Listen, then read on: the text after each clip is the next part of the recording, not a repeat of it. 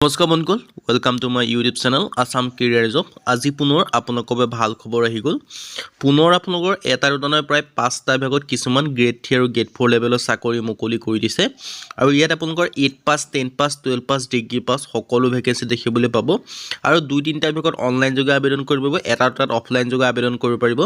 কোনকেইটা বিভাগৰ পৰা কি কি ভেকেঞ্চি আহিছে, কোনটো গ্ৰেড 3 হয়, কোনটো গ্ৰেড 4 হয়, সকলোখিনি কথা এই ভিডিঅ'ত যোগে আলোচনা কৰা হ'ব। যদি ভিডিঅ'টো ভাল পায় ভিডিঅ' লাইক কৰিব, লগতে চেনেলটো ছাবস্ক্ৰাইব কৰি দিব পাৰে এনেকুৱা ধৰণৰ ভিডিঅ'সমূহ প্ৰতিদিনে পাই থাকিব পাৰে। আৰু আমাৰ হোৱাটছআপ চেনেল লিংক ভিডিঅ' ডেছক্ৰিপশ্যনত দিয়া আছে, তাতো আপোনালোকে জইন বা ফ'ল' কৰি ল'ব পাৰে, তেতিয়া আপোনালোকে ডেইলি জবৰ আপডেটসমূহ পাই থাকিব। আৰু যিটো প্ৰথমটো ভেকেঞ্চি মুকলি কৰিছে গ্ৰেড 3 লেভেলৰ ভেকেঞ্চি মুকলি কৰিছে কটন ইউনিভাৰ্চিটিৰ ফালৰ পৰা। এইটো আপোনালোকৰ প্ৰথমটো বিভাগ হয় আৰু 4টা বিভাগৰ কথা ডিছকাছ কৰা হ'ব। চ' আপোনালোকে ভিডিঅ'টো শেষলৈকে চাব পাৰে। প্ৰথমটো বিভাগ মুকলি কৰিছে মই আপোনালোকক জনাইছোঁ কটন ইউনিভাৰ্চিটিৰ ফালৰ পৰা। ইয়াৰ কাৰণে আপোনালোকৰ 2টা জুনিয়ৰ ইঞ্জিনিয়াৰ আৰু লাইব্ৰেৰী এছিষ্টেণ্টৰ ভেকেঞ্চি মুকলি কৰিছে। এইটো প্ৰথমটো বিভাগ হয়। আৰু লাষ্ট ডেট সম্পৰ্কে যে মই আপোনালোকক ক'বলৈ যাওঁ, ইয়াৰ কাৰণে 27/12/2024 মানে ডিচেম্বৰ মাহৰ 27 তাৰিখ পৰ্যন্ত ভেকেঞ্চিকেইটাৰ কাৰণে আবেদনসমূহ কৰি ল'ব পাৰিব। এটা মই আপোনালোকক অভাৰভিউ দি দিছোঁ, দেখিব পাৰিছে। প্ৰথম যিটো ভেকেঞ্চি আছে জুনিয়ৰ ইঞ্জিনিয়াৰ প্ৰথমটো বিভাগৰ প্ৰথমটো ভেকেঞ্চি হয় আৰু 4টা বিভাগৰ ভেকেঞ্চিৰ কথা ডিছকাছ কৰা হ'ব। জুনিয়ৰ ইঞ্জিনিয়াৰ ক্ষেত্ৰত মিনিমাম এজ মেক্সিমাম 40 বছৰ পৰ্যন্ত আবেদন কৰিব পাৰিব। লগতে যিটো এজ ৰিলেক্সেশ্যন আছে সেইটোও আপোনালোকে লাভ কৰিব। আৰু ডিৰেজিবল কোৱালিফিকেশ্যনসমূহ লাইব্ৰেৰী এছিষ্টেণ্টৰ ভেকেঞ্চিও আছে। ইয়াৰ ক্ষেত্ৰত মিনিমাম 18 এজৰ পৰা মেক্সিমাম 40 বছৰ পৰ্যন্ত আবেদনসমূহ কৰি ল'ব পাৰিব। দৰমহাসমূহ 22,000 পৰা 97,000 টকা পৰ্যন্ত লাভ কৰিব। লগতে আপোনালোকে গ্ৰেড পে' পাব 9,700 টকা। লগতে আপোনালোকে যিটো এজ ৰিলেক্সেশ্যন হয় সেই এজ ৰিলেক্সেশ্যনসমূহ আপোনালোকে লাভ কৰিব। আৰু ইয়াত আপোনালোকৰ সকলোখিনি দেখিব পাৰিছে। এপ্লিকেশ্যন ফিজৰ ক্ষেত্ৰত ইয়াত আপোনালোকৰ 100 ৰুপিজকৈ এপ্লিকেশ্যন ফিজসমূহ পে'মেণ্ট কৰিব লাগিব। বাকী ইয়াত আপোনালোকৰ সকলোখিনি ডিটেইলছ আপোনালোকে দেখিব পাৰিছে। যদি আপোনালোকে ইণ্টাৰেষ্টেড হয় এই ভেকেঞ্চিকেইটাৰ কাৰণে আবেদনসমূহ কৰি ল'ব পাৰিব। হাউ টু এপ্লাই ক্ষেত্ৰত ইয়াৰ কাৰণে আবেদন কৰিবলৈ ইয়াত আপোনালোকে দেখিব পাৰিছে এটা আপোনালোকৰ recruitment.cottonuniversity.ac.in ইয়াৰ যিটো অফিচিয়েল ৱেবছাইট দেখিছে তাত গ'লে আপোনালোকৰ এখন এপ্লিকেশ্যন ফৰ্ম পাব, নাইবা মই ভিডিঅ' ডেছক্ৰিপশ্যনটো দিয়া থাকিব। সেই ফৰ্মখন ডাউনলোড কৰি ফিল আপ কৰি আপোনালোকে পঠাই দিব লাগিব যিটো কটন ইউনিভাৰ্চিটিৰ অফিচিয়েল ৱেবছাইট আছে বা কটন ইউনিভাৰ্চিটিৰ যিটো এড্ৰেছ আছে সেই এড্ৰেছত আপোনালোকে পঠাই দিলে আবেদনসমূহ হৈ যাব। এতিয়া আহিলে 2 নম্বৰ যিটো বিভাগ সেইটো মুকলি কৰিছে আপোনালোকৰ DC অফিচ তিনিচুকীয়া ৰিক্ৰুটমেণ্টৰ ফালৰ পৰা। ইয়াত আপোনালোকৰ ডিষ্ট্ৰিক্ট এডমিনিষ্ট্ৰেটিভ আৰু হেড এছিষ্টেণ্টৰ ভেকেঞ্চি মুকলি কৰিছে। চ' যদি আপোনালোকে ইণ্টাৰেষ্টেড হয় আৰু 3টা বিভাগৰ ভেকেঞ্চিৰ কথাও ডিছকাছ কৰাব, সেইকাৰণে আপোনালোকে ভিডিঅ'টো শেষলৈকে চাই থাকিব। এইটো 2 নম্বৰটো বিভাগ হয়। ইয়াৰ কাৰণে লাষ্ট ডেটটো দিয়া আছে 16/12/2024 ডিচেম্বৰ মাহৰ 16 তাৰিখ পৰ্যন্ত ভেকেঞ্চিকেইটাৰ কাৰণে আবেদনসমূহ কৰি ল'ব পাৰিব। ইয়াত আপোনালোকৰ ডিষ্ট্ৰিক্ট এডমিনিষ্ট্ৰেটিভ ভেকেঞ্চি আহিছে। আৰু ইয়াত আপোনালোকে এটা অভাৰভিউ আপোনালোকে দেখিব পাৰিছে। অৰ্গেনাইজেশ্যন নেম DC অফিচ তিনিচুকীয়াৰ ফালৰ পৰা আহিছে। Education qualification as per DC office তিনিচুকীয়াৰ মতে হ'ব। জব টাইপটো হৈছে Assam government job. Apply mode আপোনালোকে এইটো অফলাইন যোগে আবেদনসমূহ কৰি ল'ব পাৰিব। আৰু ডিষ্ট্ৰিক্ট এডমিনিষ্ট্ৰেটিভ হেড এছিষ্টেণ্টৰ কাৰণে এইটো এটা বৃহৎ অপৰচুনিটি আহিলে। এই অপৰচুনিটিটো আপোনালোকে গ্ৰহণ কৰিব পাৰে। যদি আপোনালোকে ইণ্টাৰেষ্টেড হয় এই ভেকেঞ্চিকেইটাৰ কাৰণে আপোনালোকে আবেদনসমূহ কৰি ল'ব পাৰে। হেড এছিষ্টেণ্টৰ কাৰণে যিটো ভেকেঞ্চি আহিছে ইয়াৰ কাৰণে আপোনালোকে 22,000ৰ পৰা 97,000 পৰ্যন্ত আপোনালোকে দৰমহা লাভ কৰিব। লগতে গ্ৰেড পে'টো 10,300 পৰ্যন্ত লাভ কৰিব। কোৱালিফিকেশ্যন এক্সপিৰিয়েঞ্চৰ ক্ষেত্ৰত আপোনালোকৰ 10 বছৰীয়া এখন কোৱালিফিকেশ্যন প্ৰয়োজন হ'ব।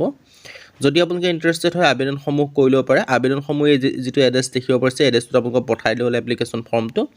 আৰু এডভাৰটাইজমেণ্টৰ লিংক আৰু এপ্লিকেশ্যন ফৰ্ম ভিডিঅ' ডেছক্ৰিপশ্যনত পাই যাব। এতিয়া আহিলোঁ 3 নম্বৰ যিটো বিভাগ হয় সেইটো মুকলি কৰিছে আপোনালোকৰ বৰনগৰ কলেজৰ ফালৰ পৰা। ইয়াৰ কাৰণে কিছুমান গ্ৰেড 4 লেভেলৰ ভেকেঞ্চি মুকলি কৰি দিছে বৰনগৰ কলেজৰ ফালৰ পৰা। আৰু ইয়াৰ কাৰণে আপোনালোকৰ লাষ্ট ডেটটো দিয়া আছে 19/12/2024 ডিচেম্বৰ মাহৰ 19 তাৰিখ পৰ্যন্ত ভেকেঞ্চিকেইটাৰ কাৰণে আবেদনসমূহ কৰি ল'ব পাৰিব। আৰু ভেকেঞ্চিকেইটা মুকলি কৰিছে গ্ৰেড 4 লেভেলৰ ভেকেঞ্চি। যদি আপোনালোকে গ্ৰেড 4 লেভেলৰ চাকৰি কৰিব বিচাৰিছে তেন্তে বৰনগৰ কলেজত মানে বৰনগৰ মহাবিদ্যালয়ত আপোনালোকে গ্ৰেড 4 লেভেলৰ চাকৰিসমূহ কৰিব পাৰিব। তাৰ পৰা গ্ৰেড 4 লেভেলৰ চাকৰি মুকলি কৰি দিছে।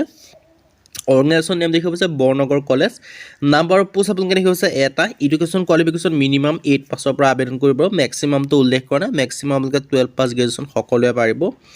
জব টাইপ হৈছে Assam government job. Apply mode হৈছে অফলাইন যোগে কৰিব লাগিব, অনলাইন যোগে নহয়। গ্ৰেড 4 লেভেলৰ ভেকেঞ্চি মুকলি কৰি দিছে। চ' আপোনালোকে ইণ্টাৰেষ্টেড হ'লে আবেদনসমূহ কৰি ল'ব পাৰিব। এজ লিমিটৰ সম্পৰ্কে 18 পৰা 40 বছৰ পৰ্যন্ত আবেদন কৰিব পাৰিব। লগতে এজ ৰিলেক্সেশ্যনসমূহ লাভ কৰিব। SC ক্ষেত্ৰত 5 বছৰকৈ লাভ কৰিব। OBC ক্ষেত্ৰত 3 বছৰকৈ। PWD ক্ষেত্ৰত 5 বছৰকৈ আপোনালোকে লাভ কৰিব। এলিজিবিলিটি ক্ৰাইটেৰিয়া মিনিমাম 8 পাছ।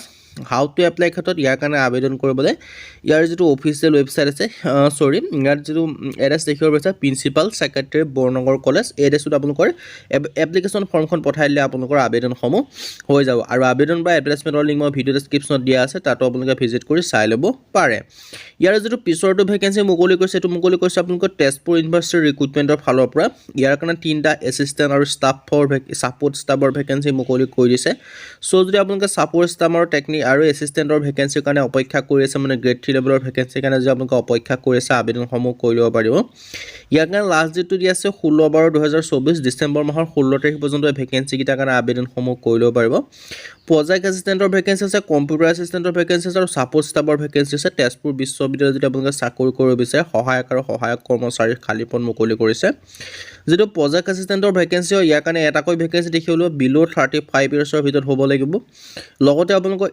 চেলাৰীসমূহ 35,000 পাৰ মান্থ আপোনালোকে লাভ কৰিব education qualification good academic record and master degree 55% হ'ব লাগিব মিনিমাম এখন 3 ইয়াৰ্ছৰ এখন এক্সপিৰিয়েঞ্চ চাৰ্টিফিকেটৰ প্ৰয়োজন হ'ব আৰু ৰেছপন্সিবিলিটি আপোনালোকে ইয়াত ধুনীয়াকৈ উল্লেখ কৰিছে এইকেইটা আপোনালোকৰ ৰেছপন্সিবিলিটি মানে দায়িত্ব পালন কৰিব পৰা হ'ব লাগিব 2 নম্বৰ ভেকেঞ্চি আছে কম্পিউটাৰ এছিষ্টেণ্ট ইয়াৰ কাৰণে এটা কৈ আছে বিল' 35 ইয়াৰ্ছৰ salary 30,000 per month education qualification MSc MTech আৰু ড্ৰেজেবল স্কিলসমূহ ইয়াত ধুনীয়াকৈ উল্লেখ কৰিছে চ' ইণ্টাৰেষ্টেড হ'লে আপোনালোকে আবেদনসমূহ কৰি ল'ব পাৰিব name of the post support staff ইয়াৰ কাৰণে এটা কৈ আছে below' 27 years education qualification 12 pass কৰিলে হ'ল যদি আপোনালোকে 12 পাছ কৰিছে আবেদনসমূহ কৰি ল'ব পাৰিব আবেদনসমূহ কৰিবলৈ যিটো এড্ৰেছ দেখিব পাইছে এই এড্ৰেছত আপোনালোকৰ এপ্লিকেশ্যন ফৰ্মখন পঠাই দিব লাগিব ভালদৰে ফিল আপ কৰি আছাম ষ্টেণ্ডাৰ্ড ফৰ্ম বুলি ক'লে পাব সেই ফৰ্মখন গুগল বা ক্ৰমত চাৰ্চ কৰিলে পাই যাব সেই ফৰ্মখন ভালদৰে ফিল আপ কৰি আপোনালোকে এড্ৰেছটোত পঠাই দিলে হৈ গ'ল লগতে এডুকেশ্যন চাৰ্টিফিকেট অন্যান্য চাৰ্টিফিকেটসমূহ জেৰক্স কৰি নিজে চাইন কৰি পঠাই দিব লাগিব বাকী আপোনালোকৰ এডভাৰটাইজমেণ্টৰ লিংকসমূহ ভিডিঅ' ডেছক্ৰিপশ্যনত দিয়া আছে আৰু এপ্লিকেশ্যন ফৰ্মৰ লিংকো ভিডিঅ' ডেছক্ৰিপশ্যনত পাই যাব তাত ভিজিট কৰি ভালদৰে চাই মেলি আপোনালোকে এপ্লিকেশ্যনটো আবেদনসমূহ কৰি ল'ব যদি আপোনালোকে ইণ্টাৰেষ্টেড হয়